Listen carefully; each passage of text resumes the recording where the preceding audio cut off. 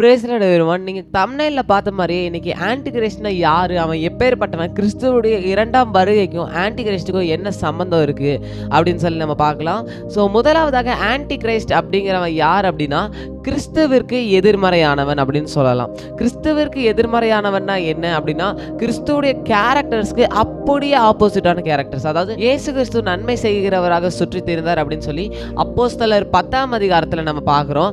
ஆனா இந்த அந்தி கிறிஸ்து என்பவன் இயேசு கிறிஸ்துவை போல அல்லாம தீமை செய்கிறவனாவும் பாவம் செய்கிறவனாவும் சொல்லி தெரியுமா அப்படின்னு நம்ம எடுத்துக்கலாம். ஸோ இவனுடைய பெயர் வந்து பைபிள்ல மட்டும் குறிப்பிடப்படல, இஸ்லாமியர்களுடைய குரானிலும் இதை பத்தி எழுதப்பட்டிருக்கு. இந்த அந்தி கிறிஸ்து அப்படிங்கிறவனுக்கு அதுல என்ன பெயர் கொடுத்திருக்காங்க அப்படின்னா, அல் மஷி அட் தயால் அப்படின்னு சொல்லியிருக்கு. இதுக்கு அரேபிய மொழியில என்ன அர்த்தம் அப்படின்னா, கள்ள கிறிஸ்து அப்படின்னு சொல்லி பெயர். பைபிள்ல கூட ஆன்டி கிரைஸ்டுக்கு நிறைய பெயர்கள் இருக்கு. ஃபார் எக்ஸாம்பிள் 1 யோவான் 2ஆம் அதிகாரம் 18ஆம் வசனத்துல அந்தி கிறிஸ்து அப்படின்னும், 1 தெசலோனிக்கேயர் 2ஆம் அதிகாரம் 3ஆம் வசனத்துல பாவ மனுஷன் அப்படின்னும், அதே அதிகாரத்துல அக்கிரமக்காரன் அப்படின்னும், அழிவை கொண்டு வருகிறவன் அப்படின்னும் நிறைய அவனுக்கு பெயர்கள் இதுல இருக்கு. அண்ட் ஆஸ் வெல் இவனுடைய பெயரை போலவே இவனுடைய கேரக்டர்ஸும் ரொம்ப மோசமாகவும் ரொம்ப சீப்பானதாகவும் ரொம்ப பாவம் நிறைந்ததாகவும் இருக்கும். ஏன்னா இப்ப எப்படி தேவனுடைய குமாரன் இயேசு கிறிஸ்துவோ அதே போல பிசாசனுடைய மகன் ஆன்டி கிரைஸ்ட். ஸோ எப்படி அவங்க அப்பாவுடைய புத்தியோ அதே போல தான் அந்த பிள்ளைக்கும் இருக்குங்கிற மாதிரி அந்த பிசாசு அந்த சாத்தானுடைய கேரக்டர்ஸ் என்னென்னவோ அது எல்லா கேரக்டர்ஸுமே இவன்கிட்ட கண்ணாடி மாதிரி அப்படியே ரிஃப்ளெக்ட் ஆகும். ஓகேவா? நம்ம ஃபார் எக்ஸாம்பிள் ஃபர்ஸ்ட் நம்ம பார்த்தோம்னா மத்தேயுல உங்களுக்கு எல்லாத்துக்குமே தெரிஞ்ச மாதிரி டெம்டேஷன் ஆஃப் கிரைஸ்ட் அப்படின்னு ஒரு காரியம் அங்கே நடக்கும். அதாவது டெம்டேஷன் ஆஃப் கிரைஸ்ட் அப்படின்னா என்னன்னா, இயேசு கிறிஸ்து பரிசுத்த ஆவியானவரால் வனாந்தரத்துக்கு கொண்டு போகப்படுவார். அந்த இடத்துல வந்து பிசாசினால் சோதிக்கப்படுகிறதுக்கு அனுமதிக்கப்படுவார். ஸோ நிறைய சோதனைகளுக்கு அப்புறம் கடைசியா ஒரு சோதனை இருக்கும். அந்த சோதனை தான் வந்து பிசாசு சொல்லுவான். மத்தேயு 4ஆம் அதிகாரம் 9ஆம் வசனத்துல, நீர் சாஷ்டாங்கமாய் விழுந்து என்னை பணிந்து கொண்டால் இவைகளை எல்லாம் உமக்கு தருவேன் என்று சொன்னான்.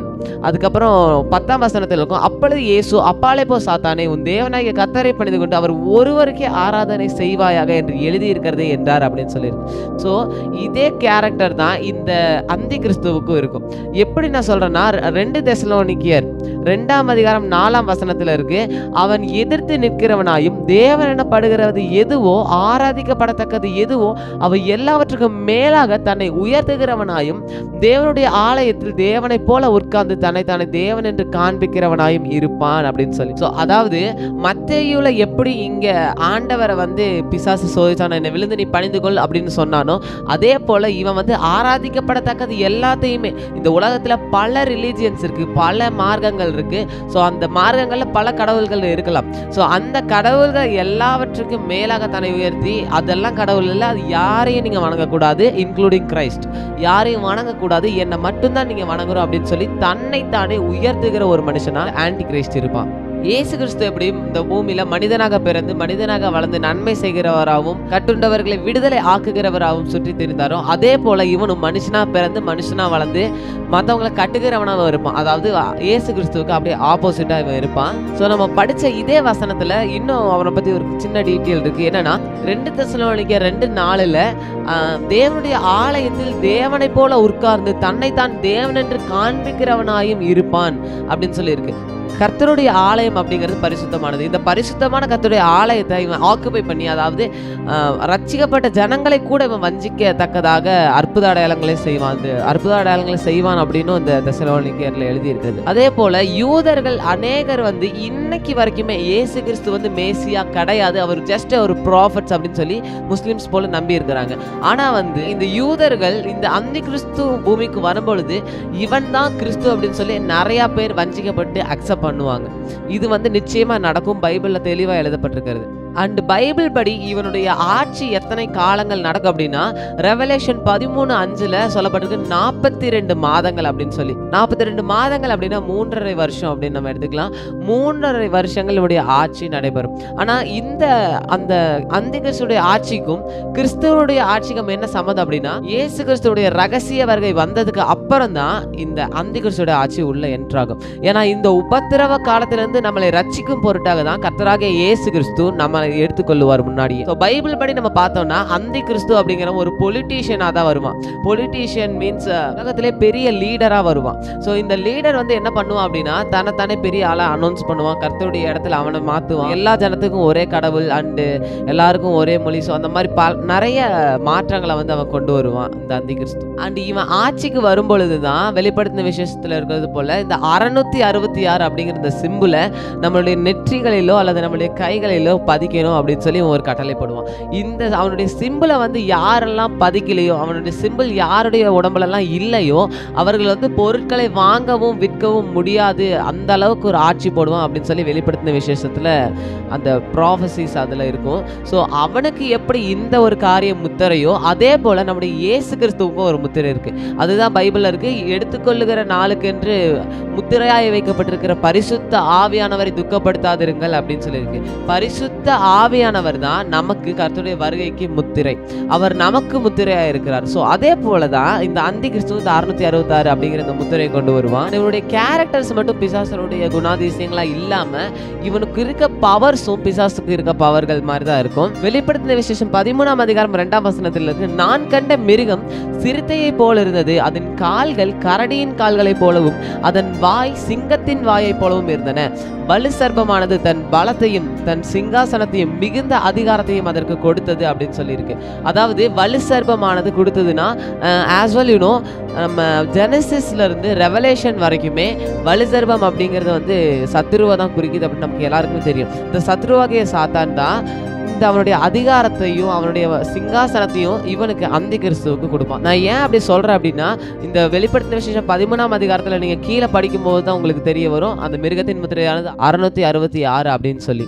அண்ட் இவனை பத்தி தானியல்ல கூட எழுதியிருக்கு. தானியல்ல வசனத்துல இருக்கிறது இவன் வந்து பரிசுத்தவான்களோட யுத்தம் செய்வான் அப்படின்னு சொல்லி. பரிசுத்தவான்களோட ஏன் யுத்தம் செய்யறான் அப்படின்னா இந்த பரிசுத்தவான்கள் வந்து அவங்களுக்கு தெரிஞ்சிடும் இவன் வந்து உண்மையான கிறிஸ்து கிடையாது, இவன் வந்து ஒரு அந்தி கிறிஸ்து அப்படின்னு சொல்லி கண்டுபிடிச்ச உடனே இவன் அவங்க எதிர்க்க ஆரம்பிச்சிருவாங்க. அவனை வந்து இவங்க அக்செப்ட் பண்ண மாட்டாங்க. உலகமே வந்து இவன் தான் வந்து கடவுள் அப்படின்னு சொல்லி நிற்கிற இந்த வேலையில வந்து அந்த பரிசுத்தவான்கள் கர்த்தரை அறிந்தவர்கள் மாத்திரம் இவனை வந்து எதிர்த்து நிற்க ஆரம்பிப்பாங்க.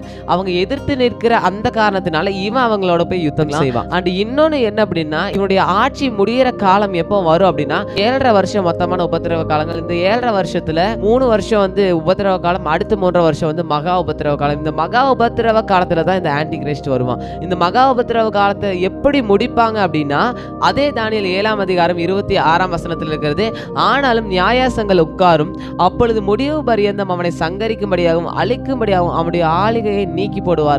யார் இந்த ஆளுகையை நீக்கி போடுவாங்க அப்படின்னா நம்ம முன்னாடி சொன்னது போல கர்த்தருடைய பரிசுத்தவான்கள். அந்தி கிறிஸ்துடைய அரசாட்சி எப்போ முடியும் அப்படின்னா 27ஆம் வசனம் சொல்லுகிறது, வானத்தின் கீழெங்கும் உள்ள ராஜ்யங்களின் ராஜ்யமும் ஆளுகையும் மகத்துவம் உன்னதமானவருடைய பரிசுத்தவான்களுடைய ஜனங்களுக்கு கொடுக்கப்படும். அவருடைய ராஜ்யம் நித்திய ராஜ்யம், சகல கர்த்தத்துவங்களும் அவரை சேவித்து அவருக்கு கீழ்ப்படிந்திருக்கும் என்றார். ஸோ இந்த ராஜ்யம் தான் 1000 வருஷ அரசாட்சி.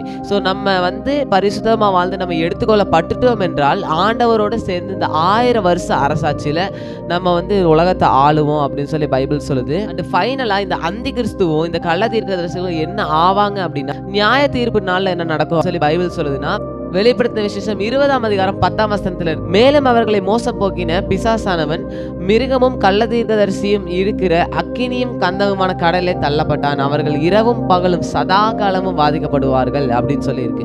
அதாவது இந்த கள்ள தீர்க்கதரிசியும் இந்த கள்ள கிறிஸ்துவ அதாவது அந்தி கிறிஸ்துவும் பிசாசும் வந்து அக்கினியும் கந்தகமான அதாவது நரகத்துல இவர்கள் போடப்படுவாங்க. அங்க வந்து இரவும் பகலும் சதா காலங்கள் இவங்க வந்து அங்க பாதிக்கப்படுவாங்க அப்படின்னு சொல்லி பைபிள் சொல்லுது. ஸோ இப்படியாக இந்த அந்தி கிறிஸ்துடைய எண்ட் அவனுடைய லைஃப் முடியுது.